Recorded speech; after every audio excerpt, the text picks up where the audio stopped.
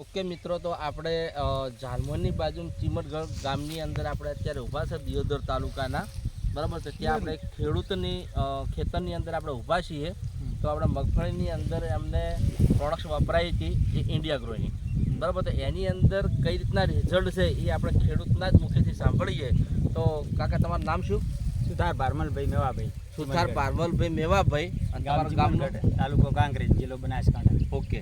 અને તમે અત્યારે જે મગફળી અત્યારે તમારે આજે તમે ખોદી છે, બરોબર ને? હા. તો આ મગફળીની અંદર કઈ રીતના તમને ઉત્પાદન લાગે છે? ઉત્પાદન સારું, ફોફા ખૂબ બેઠા છે અને ડોકામાં ઉતાર ગતું આવ્યો નહીં.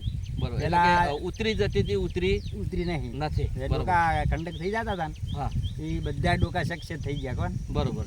અને તમે ગયા વર્ષની અંદર આજ ખેતરની અંદર મગફળીનું વાવેતર કરેલું. બરોબર.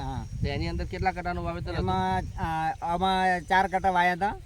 4 કટામાંથી ફક્ત બે બોરી જ મગફળી થઈ. બધી ઉતાર આવ્યા તો ઉતરી ગઈ. કોણ? એટલે કે 2 બોરી એટલે 4 કટાનું વાવેતર હતું ગઈ સાલની અંદર. આજ ખેતરની અંદર એમને ખેતર બતાવી દો થોડું સ્પીડમાં.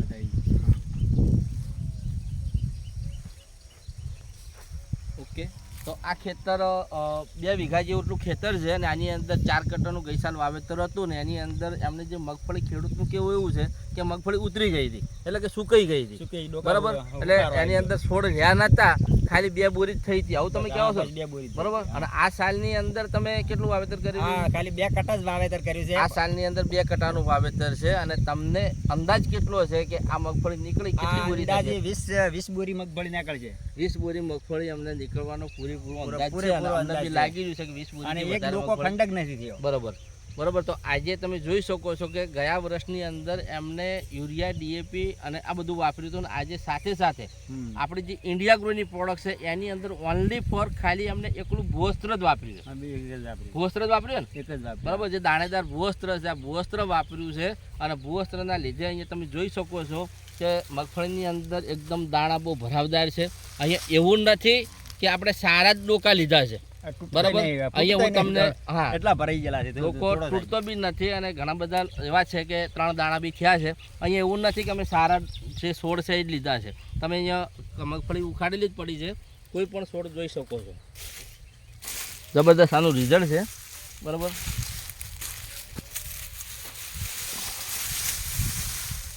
જોઈ શકો છો, કોઈ પણ છોડ તમે લેશો તો એની અંદર બહુ મસ્ત ભરાવદાર મગફળી છે.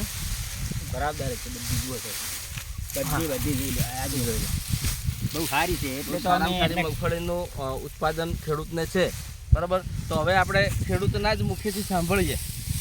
હા, જોઈ શકો છો મિત્રો, ખેડૂતના જ મુખેથી સાંભળીએ કે તમે આ પ્રોડક્ટ આપણું ભૂવસ્ત્ર વાપરવાથી ખુશ છો? હા, ખુશ છીએ. અને આ ફરી વખત પણ આનું આ જ વાપરવું છે, બરાબર. એટલે કે નેક્સ્ટ એમને બાજુનું ખેતર તૈયાર છે, 2 ખેતર તૈયાર છે. હા, ફુવારા ચાલુ જ છે. અને આની અંદર એમને આપણી જ પ્રોડક્ટ્સ વાપરવાની છે, આની જ વાપરવાની, બરાબર ને? તો તમે બીજા ખેડૂતોને શું કહેવા માંગો છો? બીજા ખેડૂતોને પૂછું કે આ જ વાપરો અને તમારો વિકાસ થાય, ઉત્પાદનમાં વધારો વધે અને ખર્ચો ઓછો થાય અને જમીન બી સુધરશે. જમીન સુધરશે અને મારે ડોકા ખંડક નહીં થતા. બરાબર. ઓકે. તો જય જવાન, જય કિસાન.